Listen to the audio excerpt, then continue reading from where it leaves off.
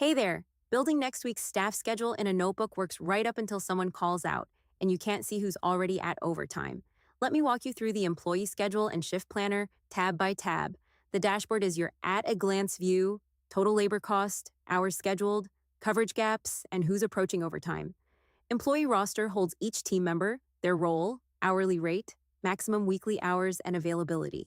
Shift types lets you define your recurring shifts once, opening, mid, and closing, with start and end times, so building a week is fast. The weekly schedule is where you actually build the week.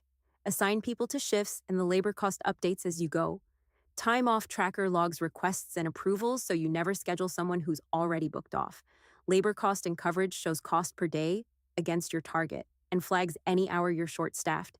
And monthly summary rolls the weeks together for payroll and for spotting your most expensive days. That's the whole workbook. Grab your copy from the link below, and if you get stuck, just message me. Thanks for watching.